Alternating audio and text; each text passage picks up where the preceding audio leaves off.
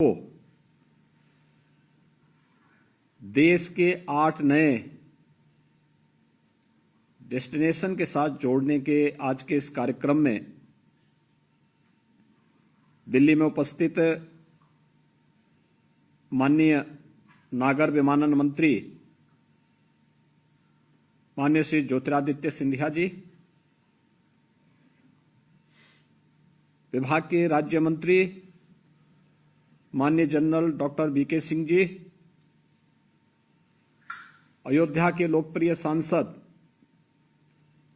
श्री लल्लू सिंह जी, केंद्रीय नागरिक उड्डयन मंत्रालय के सचिव और विभाग के अन्य अधिकारीगण, managing director and chairman spice jet limited से अजय सिंह जी, लखनऊ में मेरे साथ उपस्थित प्रदेश के मुख्य सचिव श्री दुर्गा शंकर मिश्र जी, अपर मुख्य सचिव नागरिक उड्डयन उत्तर प्रदेश शासन से एसपी गोयल जी, मुख्य सलाहकार स्पाइस जेट सीसीएस प्लानी जी और अयोध्या धाम में उपस्थित सभी महानुभाव, मैं सबसे पहले माननीय प्रधानमंत्री जी को, केंद्रीय नागरिक उड्डयन मंत्री माननीय श्री ज्योतिरादित्य सिंधिया जी और जनरल वीके सिंह जी को हृदय से आभार व्यक्त करता हूं, जिन्होंने उत्तर प्रदेश में एयर कनेक्टिविटी को बेहतर बनाने के लिए अपना पूरा ध्यान दिया और उत्तर प्रदेश, जिसके कारण आज देश के अंदर एक तेजी के साथ उभरती हुई अर्थव्यवस्था के रूप में स्थापित हुआ है। मेरे लिए आज का दिन इसलिए भी महत्वपूर्ण है, उत्तर को दक्षिण से, पूरब से, पश्चिम से जोड़ने के लिए 8 ऐसी फ्लाइट का शुभारंभ होने जा रहा है। दिल्ली अयोध्या के बीच में, चेन्नई अयोध्या के बीच में, अहमदाबाद अयोध्या के बीच में, जयपुर अयोध्या, अयोध्या पटना, अयोध्या दरभंगा और अयोध्या मुंबई तथा अयोध्या बेंगलुरु के बीच में, जिन्हें स्पाइस जेट प्रारंभ करने जा रहा है। इससे पहले दिल्ली, अहमदाबाद, मुंबई, कोलकाता, बेंगलुरु के लिए अयोध्या से वायु सेवा प्रारंभ हो चुकी है, जो सफलतापूर्वक संचालित हो रही है। 30 दिसंबर 2023 को आदरणीय प्रधानमंत्री जी ने अयोध्या धाम के इस नए एयरपोर्ट का, इंटरनेशनल एयरपोर्ट का उद्घाटन किया था। अभी 1 माह ही हुआ है, लेकिन इस 1 माह के दौरान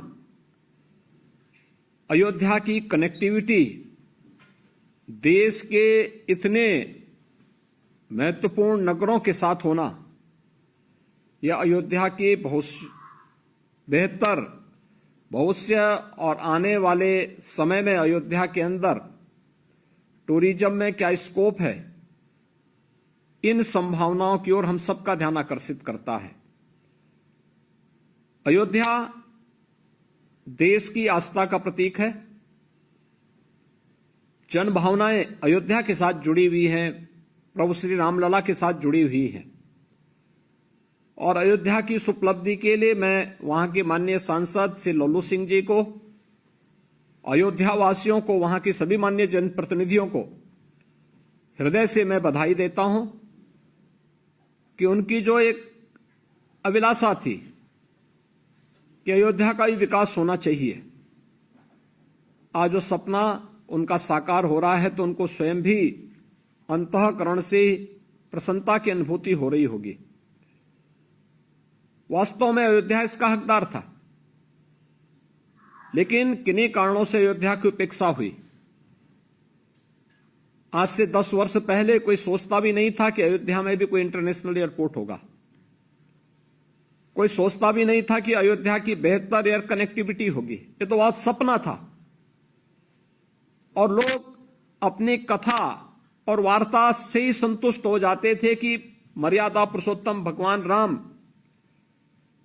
पुष्पक विमान से श्रीलंका से अयोध्या धाम आए थे, उसी को सुनकर के संतुष्ट होते थे।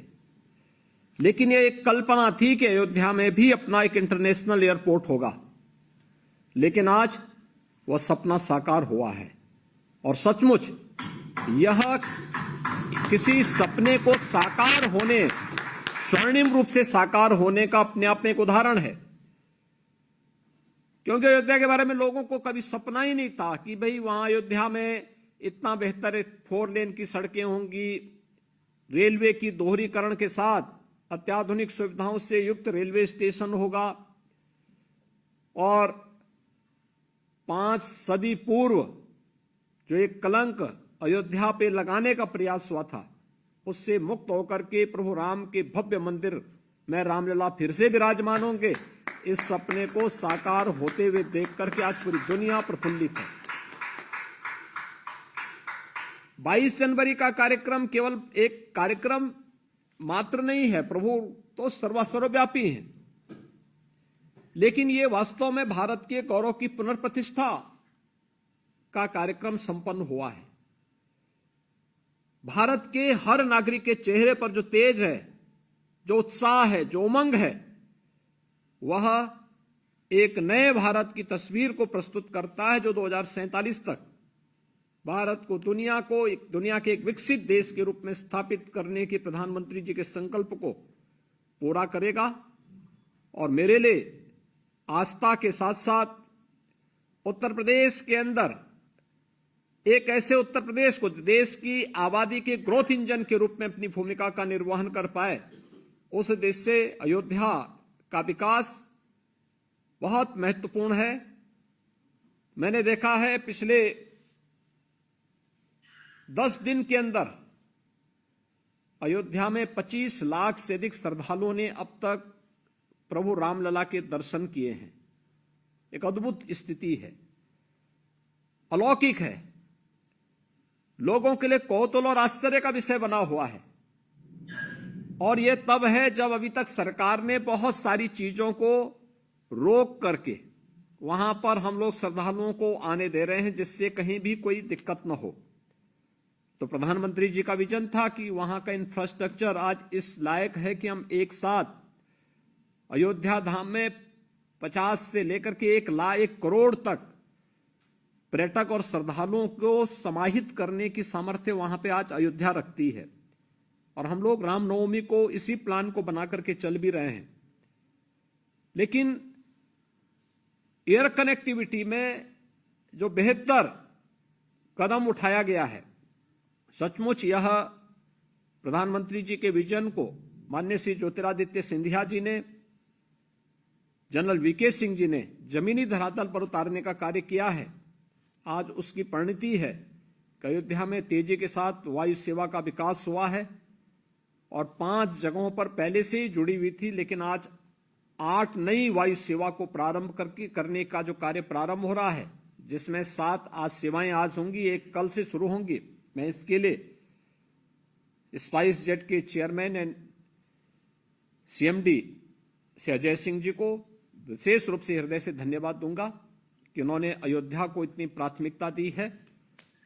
और मेरा उनसे इस बारे में जरूर अनुरोध होगा कि अयोध्या की सेवाएं हमारे लिए अभिनंदनीय हैं, ये स्वागत योग्य हैं, लेकिन उत्तर प्रदेश के अन्य क्षेत्रों की भी सेवाओं को इसी प्रकार से मजबूत बनाने में स्पाइस जेट लिमिटेड को योगदान देना होगा। क्योंकि उत्तर प्रदेश एक संभावना वाला प्रदेश है और उत्तर प्रदेश में जितनी सेवाएं आप दे पाएंगे, आपकी हर फ्लाइट पूरी होकर के जाएगी, इसमें कोई संदेह नहीं होना चाहिए। मैं भी देख रहा था मुंबई के लिए, दरभंगा के लिए, आज की जो आपके पटना के लिए, यानी मुंबई के लिए जो आपकी फ्लाइट है, या जयपुर के लिए या अहमदाबाद के लिए या दिल्ली के लिए, ये सभी पूरी भरी हुई है। और मैं आपको इस बात के लिए कह सकता हूं कि उत्तर प्रदेश के अंदर अयोध्या के साथ साथ हर एयरपोर्ट से आपको इसी प्रकार से पूरी फ्लाइट भरी हुई दिखाई देगी, क्योंकि उत्तर प्रदेश की अपने आप में एक 25 करोड़ की आबादी उत्तर प्रदेश की स्वयं की है। और उत्तर प्रदेश के हर एयरपोर्ट वाले क्षेत्र में आपको डोमेस्टिक और इंटरनेशनल दोनों प्रकार के टूरिस्ट भी मिलेंगे और निवेशक भी मिलेंगे, जो अपने बेहतरीन गंतव्य तक पहुंचने के लिए वायु सेवा का उपयोग करना चाहते हैं। और राज्य सरकार इस मामले में अपना भरपूर सहयोग करेगी। मैं एक बार फिर से अजय सिंह जी को और उनकी पूरी टीम को 8 सेवाएं अयोध्या धाम से एक साथ प्रारंभ करने के लिए हृदय से धन्यवाद देता हूं। लल्लू सिंह जी को, जो वहां के माननीय सांसद हैं और जिन्होंने कभी सपने में भी नहीं सोचा होगा कि अयोध्या से इतनी फ्लाइट चलेंगे, क्योंकि मैं अक्सर देखता था कि लल्लू सिंह जी अयोध्या से लखनऊ आते थे, फिर लखनऊ से फ्लाइट मिल जाती थी तो ठीक है, अगर क्षेत्र में व्यस्त हो गए तो फिर उनको ट्रेन में जैसे तैसे बैठ करके दिल्ली जाना होता था। लेकिन अब तो अयोध्या से इतनी फ्लाइट हो गई है और आने वाले समय में, जैसे कि माननीय श्री ज्योतिरादित्य सिंधिया जी ने कहा, अयोध्या से इतनी फ्लाइट हो जाएंगी कि लखनऊ से भी ज्यादा फ्लाइट अयोध्या से चलने वाली है। तो मुझे लगता है कि अब तो लल्लू सिंह जी के लोग सिफारिश करेंगे कि हम लोग आना चाहते हैं, थोड़ा दर्शन कराने की व्यवस्था करवा दीजिए, दर्शन करवा करके फिर हम लोग अपनी फ्लाइट भी पकड़ लेंगे। तो लल्लू सिंह जी के दोनों हाथों में लड्डू हो गए कि दर्शन कराने का भी उनको पुण्य मिलेगा और लोगों को अन्य प्रकार से वहां से अयोध्या से विमान, यानी वह कल्पना हजारों वर्ष पुरानी जो प्रभु राम ने श्रीलंका से अयोध्या की यात्रा पूरी करके राम राज्य की स्थापना की आधारशिला रखी थी, उस परिकल्पना को साकार करने में भी मदद मिल जाएगी। मैं एक बार फिर से माननीय श्री ज्योतिरादित्य सिंधिया जी और जनरल वीके सिंह जी को हृदय से धन्यवाद देता हूं और स्पाइस जेट की इस 8 नई सेवाओं के लिए हृदय से अभिनंदन करते हुए अपनी शुभकामनाएं देता हूं। धन्यवाद। जय हिंद।